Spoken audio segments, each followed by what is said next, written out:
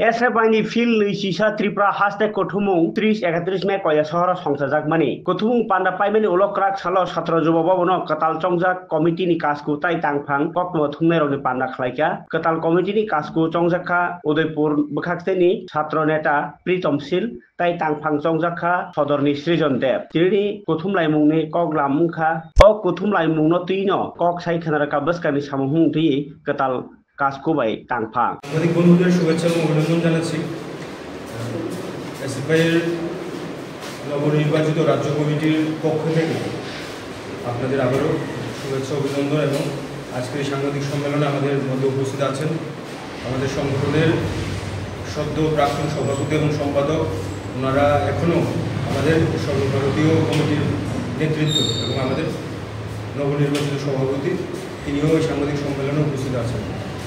মূলত আমাদের প্রাক্তন সম্পাদক আপনাদের সামনে বিস্তারিতভাবেই আমাদের এই 21তম রাজ্য সম্মেলনের যে নির্যাস সেটা আপনাদের সামনে তুলে ধরেছি। এর বাইরে গিয়ে আর বিশেষ কিছুই বলার নেই। আমি তো এর বাইরে দু চারটি কথা বলছি। মূলত আমরা এই সম্মেলনে আমরা আলোচনা করেছি যে আগামী দিনে আমাদের কাছে আর পিছনে যাওয়ার জায়গা নেই, আমাদের এখন সামনের দিকে এগোতে হবে। আমরা ঠিক করেছি যে আগামী দিনগুলোতে রাজ্যের স্কুল কলেজ ক্যাম্পাসে আমাদের সংগঠনকে আরও কীভাবে বিস্তার করানো যায়, আরও নতুন নতুন ছাত্র ছাত্রীদের কাছে আমাদের সংগঠনকে কিভাবে নিয়ে যাওয়া যায়, এই বিষয়গুলো নিয়ে আমরা আলোচনা করেছি। আপনারা জানেন দেশের সরকার শিক্ষাকে নিয়ে কীরকমভাবে শিক্ষা বিরোধী যে নীতি সেই নীতি অবলম্বন করছে এবং তার পাশাপাশি রাজ্যের সরকারও সে একই দিশায় কাজ করছে।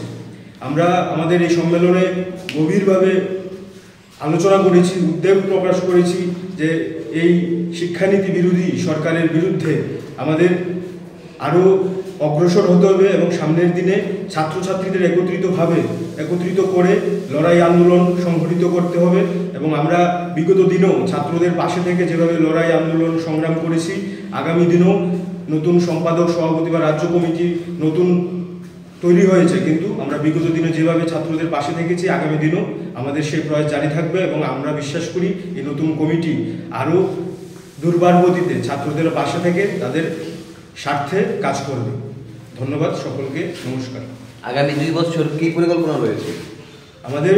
আগামী 2 বছর আমরা এই 21তম সম্মেলন থেকে আগামী 22তম সম্মেলন অর্থাৎ 3 বছরের যে কাজের পরিকল্পনা, 8 থেকে 10টি মূলত আমরা কাজ ঠিক করেছি। এর মাঝে 2 বছরের মধ্যে এই কাজগুলো করার পরিকল্পনা। এই পরিকল্পনার মধ্যে প্রথমেই হচ্ছে আমাদের ইউনিট স্তরে সংগঠনকে শক্তিশালী করা, যেটা বলছিলাম যে স্কুল কলেজ ক্যাম্পাসে আমাদের নতুন ছাত্রদের কাছে যাওয়া এবং তাদেরকে এসএফআইয়ের সংগঠনে আনা, শুধু মেম্বারশিপ নয়, তাদের কিভাবে আমরা সাংগঠনিকভাবে এবং লড়াই আন্দোলনে সামিল করতে পারি তার জন্য আমরা প্রয়াস করব এবং সেই সংগঠিতভাবে আমরা এইদিকে ঝাঁপাবো। এটা হচ্ছে আমাদের মূলত প্রথম কাজ। দ্বিতীয় হচ্ছে শহরে, শুধু শহরকে কেন্দ্র করে না, আমরা সারা রাজ্যে মফস্বল থেকে শুরু করে শহর গ্রাম সব জায়গার মধ্যে এসএফআইয়ের যে আমাদের লড়াই আন্দোলন সেটাকে ছড়িয়ে দেওয়ার জন্য আমাদের কিভাবে কাজ করতে হবে তার জন্য এই সম্মেলনে আলোচনা হয়েছে। আমাদের নেতৃত্বরা বলেছেন যে রাজ্য কেন্দ্রকে শুধুমাত্র ভিত্তি করে সংগঠনকে শক্তিশালী করা সম্ভব নয়, সারা রাজ্যে এসএফআইয়ের সমান শক্তি অর্জন করতে হবে। এই অর্জন করার জন্য আমাদের আগামী দিনে ছাত্রদের পাশে থাকতে হবে এবং নতুন নতুন যে ছাত্রছাত্রীরা আছে তাদেরকে আমাদের সংগঠনের পতাকা তলে আনতে হবে এবং তাদেরকে এনে আমাদের সংগঠন আগামী দিনে আমাদের যে দুর্বার আন্দোলন আমরা পরিকল্পনা নেব এবং আগামী কর্মসূচি আমরা গ্রহণ করব, সেগুলো আমরা বাস্তবায়িত করব এবং তার জন্য আমরা কাজ করব। দীর্ঘদিন ধরে কলেজে কোনো নির্বাচন হচ্ছে না কলেজগুলোতে, তো নতুন এসএফআই কমিটি কি সে বিষয়ে কোনো ধরনের পদক্ষেপ বা?